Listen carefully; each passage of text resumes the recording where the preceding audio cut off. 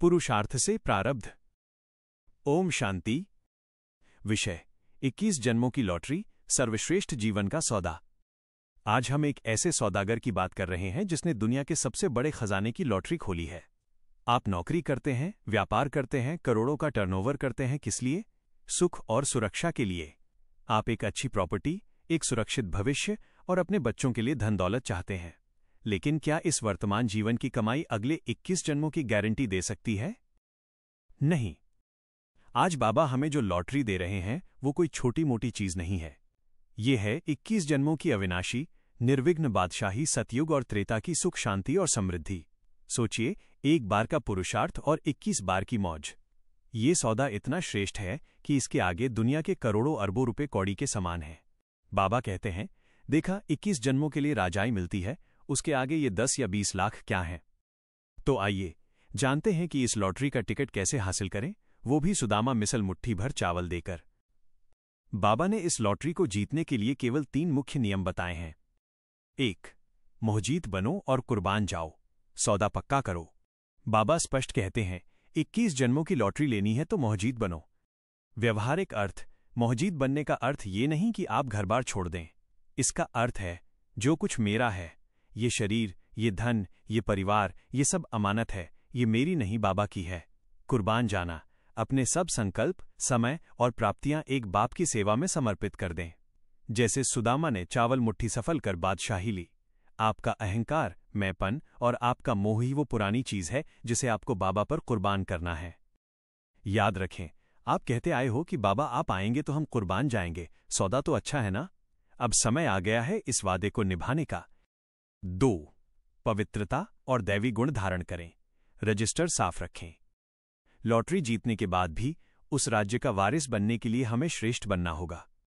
विकर्मों से बचाव, मीठे बाबा की यही समझानी है कि अब इस शरीर से कोई भी विकर्म नहीं करना है। ऐसी कोई आसुरी एक्ट न हो जिससे रजिस्टर खराब हो जाए। व्यवहारिक चार्ट, प्रतिदिन अपना चार्ट, रजिस्टर चेक करें। क्या कोई क्रोध आया? क्या किसी को दुख दिया? क्या कोई विकर्म किया? अगर किया तो तुरंत बाबा को बताकर उसे भस्म करें। यही है सबसे बड़ी कमाई की सुरक्षा। दैवी गुणों का अभ्यास, सिर्फ विकर्मों से बचना नहीं है बल्कि दैवी गुण भी धारण करने हैं। हमें भविष्य की देवी देवता बनना है, इसलिए सहनशीलता, मधुरता और प्रेम के गुण अभी से जीवन में लाएं। 3. पुरानी दुनिया को देखते भी न देखें और समय को सफल करें। ये दुनिया अब कौड़ी समान है और बदल रही है। इस पुरानी दुनिया को देखते भी नहीं देखना है। आंखें बंद नहीं करनी है, लेकिन अपनी बुद्धि की दृष्टि इस पुरानी दुख देने वाली चीजों से हटा लेनी है। अपनी सारी बुद्धि और शक्ति अल्फ, शिव बाबा की याद और बादशाही, स्वर्ग के लक्ष्य पर लगा दो। कौड़ियों के पीछे अपना अमूल्य समय बर्बाद मत करो। बाबा इस पुरुषार्थ को राजस्व अश्वमेध यज्ञ कहते हैं, जहां हमें स्वराज्य के लिए घोड़े की दौड़ अश्व लगानी है।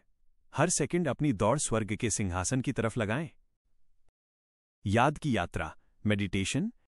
ये सारी लॉटरी, ये सारी बादशाही एक ही चीज से प्राप्त होती है, याद की यात्रा। अभ्यास विधि, राजयोग मेडिटेशन। एक शांत वातावरण में अब आप आराम से बैठ जाएं। अपनी आंखें कोमलता से बंद करें। मैं आत्मा हूं, अपने शरीर को भूल जाइए। मैं एक चमकीला, चैतन्य, अविनाशी ज्योति बिंदु आत्मा हूं। मैं इस पुरानी दुनिया की चीजों से अलग हो चुकी हूं। कुछ पल ठहरें, अपनी इस आत्मा को परम धाम की ओर ले चलें। वहां जहां हमारा रूहानी बाप शिव बाबा विराजमान है, एक लाल सुनहरी रोशनी का बिंदु।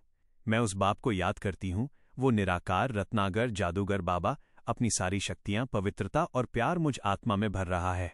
मेरी आत्मा सतोप्रधान बन रही है। मैं वर्थ पाउंड बन रही हूं। इस याद की शक्ति से मैं मोहजीत बन चुकी हूं। मेरी आंखों के सामने 21 जन्मों की बादशाही का दृश्य आ रहा है, लक्ष्मी नारायण का ताज। मैं जानता हूं, मेरा रजिस्टर साफ है। मैं अब उस भविष्य के लिए तैयार हूं। इस याद के नशे में रहें। यही नशा सबसे बड़ा है। स्वयं को विश्व सेवा प्रति अर्पित करें तो माया स्वतः आपकी दासी बन जाएगी और लॉटरी पक्की हो जाएगी।